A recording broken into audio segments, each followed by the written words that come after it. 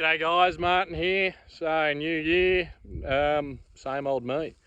Anyway, out here at the farm today. It's now 10 to 1 in the afternoon, so we've left things a bit late.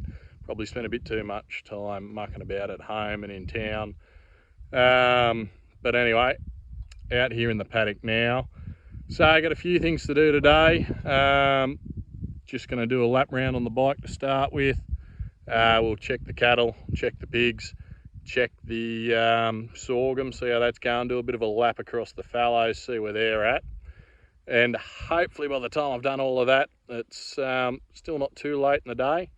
I can jack up the air cart and pull the caster wheel off the front. As you may remember, it snapped during the last, during sowing of the sorghum. And so we're just going to, we're going to pull that off and get it rebuilt because it was sort of bent during that. I was able to get some very nice neighbours to weld it up for me. I have a better welder than I do, and they welded it up and got it moving again. But it will need to be rebuilt to be fully functional because the frame is sort of bent. So I'll do that. Maybe replace the shock absorbers on the boom for the sprayer. I'm not sure if I'm going to need new chains or not, so I've just got the shock absorbers and the shackles there ready to go if they are going to fit off the rack. But yeah, the spray is a much older model than the parts are a replacement for, so I may need new chains as well. So we'll have to do that if that is the case. Other than that, I really want to go fishing tomorrow. So first job, most important one, let's try and catch some yabbies for bait, or craybobs, as you Americans call them. Yeah, so this doesn't look too great. There are yabbies in here, I know, because I've stocked them. And they're probably still right and living here, but I also put some silver perch in here. And just looking at all that algae, they may not be going as well.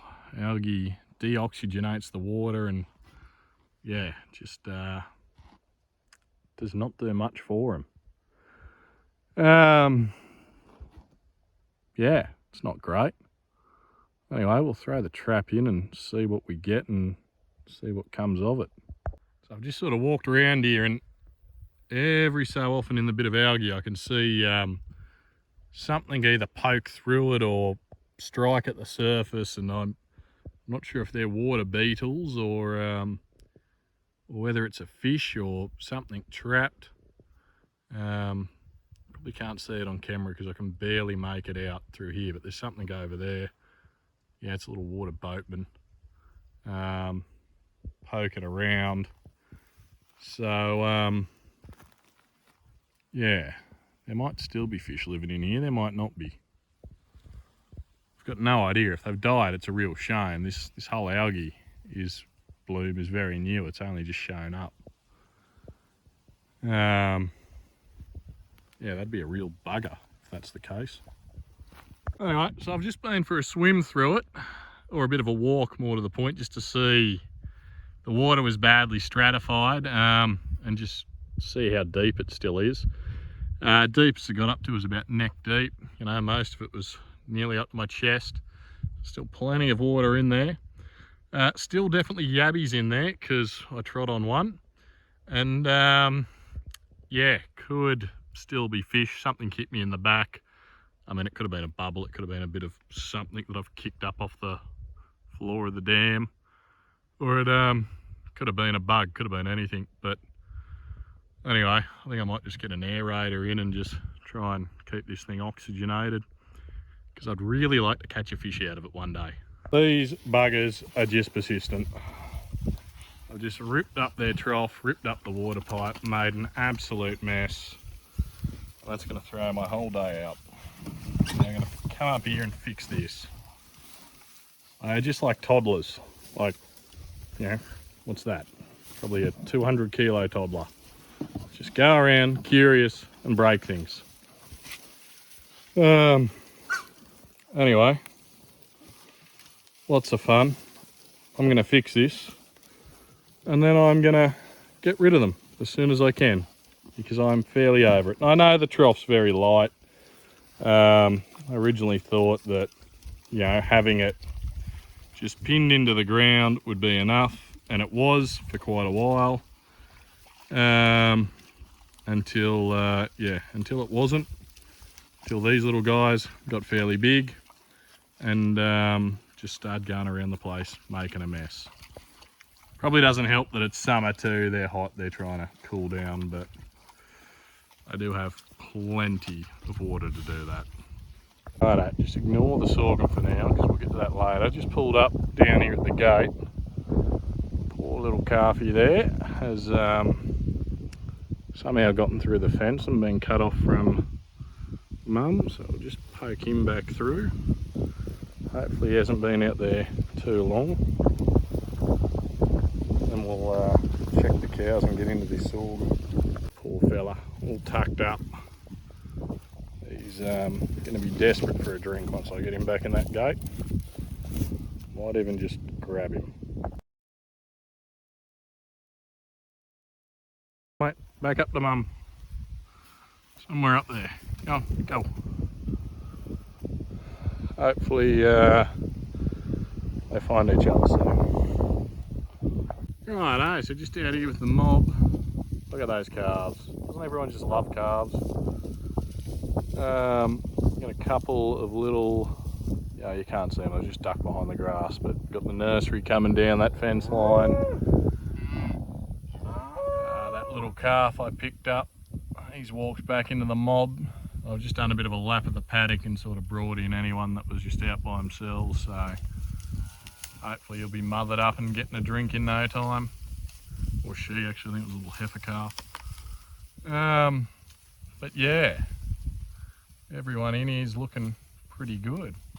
As you can see, we've got a fair mixed run of breeds.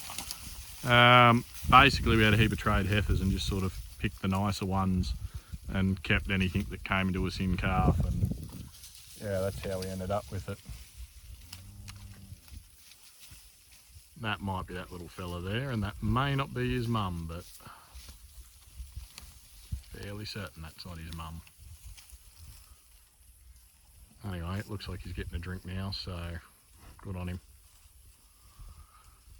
But yeah, that's the mob.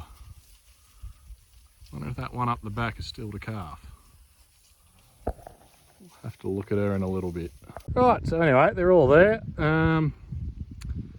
Finally get to have a look at this sorghum and crack on. We've got a pretty good view from up here. So good, you can see a couple of my seed versus no seed trials. So the story there is that one over on the right, the operator, myself, when we swapped varieties, forgot to secure the seed, the bottom door on the air cart properly, because I can't calibrate each box individually. So I calibrated the seed, then went through and left it loose so I could drop the seed back out after I'd checked the calibration on both the third bins. And yeah, I forgot to do it back up. And then when I realised my mistake, went back and started sowing. When I've turned around in the night, I've turned onto the wrong AB line. So the map's already coloured in because I'm going back where I was. I couldn't actually tell that I was on the wrong AB line, so I've missed one there.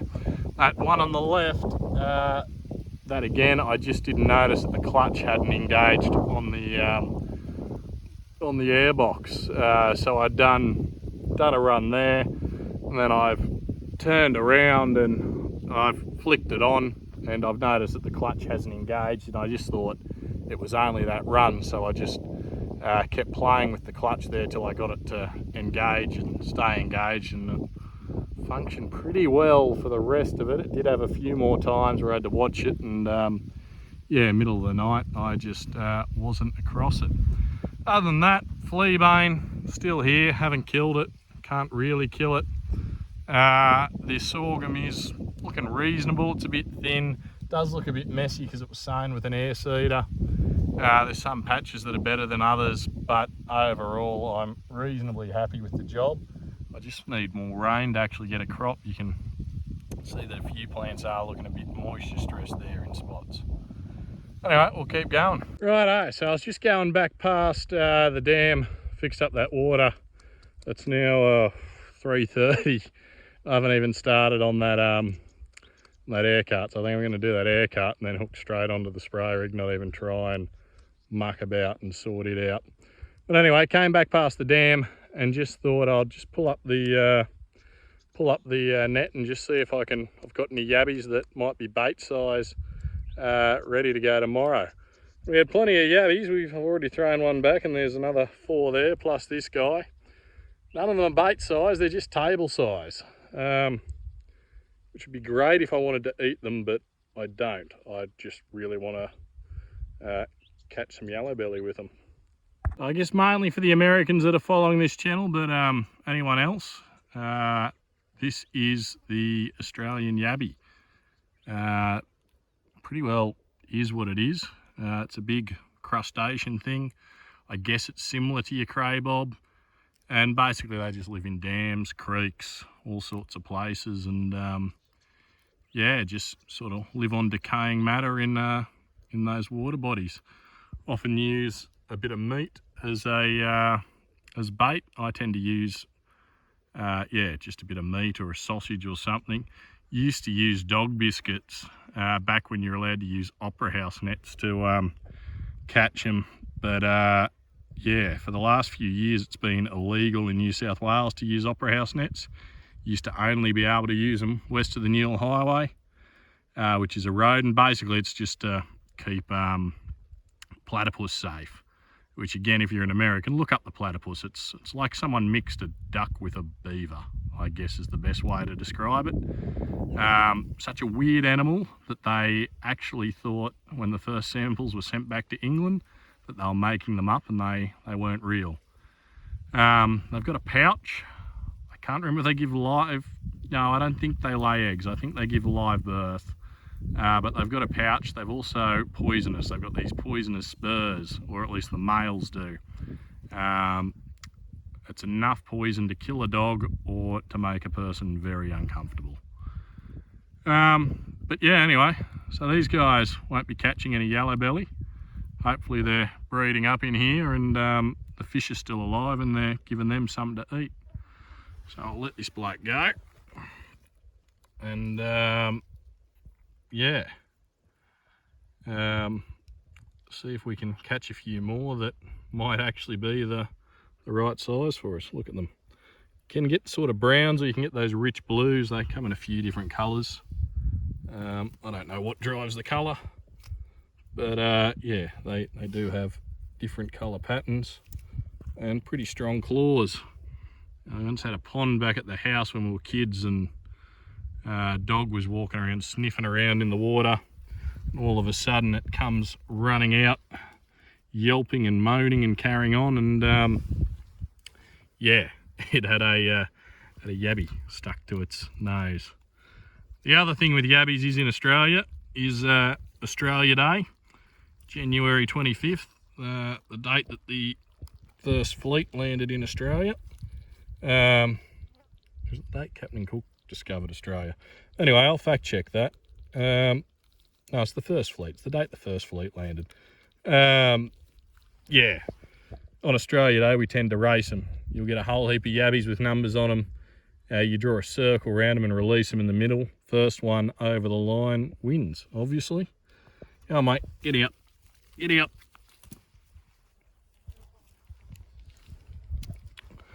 Anyway, see if we can get some bait ones. Look at him go.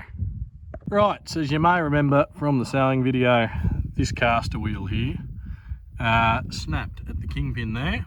It basically pulled out of its socket and got jammed underneath the air cart. Luckily it didn't do any damage under there. But what it did do is it bent this frame. And so while it'll probably be fine, and that weld looks like it's held up pretty well, I just want to get it replaced, get it fixed, because in case something does go wrong, you know when it is going to be going wrong, it's sewing. And yeah, that's normally a fairly stressful time, and I sort of just want sewing to work and not have to fix who knows what wheel bearings, or yeah, or have to pull this thing apart again out in the paddock, who knows. So basically I've just loosened off the top nut there. I'm gonna shove some pallets under here to give us a nice flat level base, plenty of surface area, and then we'll put some blocks under there and a jack, and we're going to lift it up, see how much height we can get that way. Obviously we need a fair bit there, and then if that doesn't work, we can always deflate the tyre, pull the axle off and go down to try and get more depth. Anyway, we'll see what happens and we'll go from there. So I reckon by the time I drop the air out of that tyre and just undo that top nut, that may just be enough for me to roll that out and away. I can lower that back down onto the blocks and we're good to go. Righto, so that actually came out surprisingly easy. I just, yeah, as soon as I undid that top bolt, she just dropped right out the bottom. This is what I was talking about, see what I mean? Where that should be square, that's obviously, you know, way out of alignment there. She's sitting far over on this side. Now, if that's going to chew out the bearings, it might not, I don't know.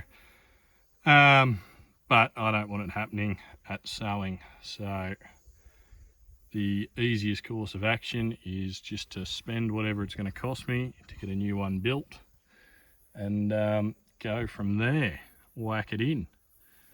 Yeah, but at the same time, we'll try and keep this one, and if I ever do need a spare on short notice, it may just keep me moving to finish a sowing. Righto, so I sort of stopped building for a little while, jumped, yeah, sorted out that pig thing, and then just went for a quick ride across the fallow, and then jumped up in the tractor, got the spray rig going, and just doing a little paraquat job over a little 5 hectare paddock. There goes that GBS again. Oh, I mean, it's cheap, but it's annoying. That's my best way to describe it. Cheap but annoying. The base station is only a few hundred metres that way. Like there's nothing blocking it. Anyway, yeah, so what's the time now? 7:30, getting near to dark, and yeah, we've got pretty good cloud cover, so I'm not too worried about the sun breaking down this paraquat. Yeah, so all things are good here. Anyway, that's probably where I'll wrap it up for this one, unless something spectacular happens. So until next time, keep at it.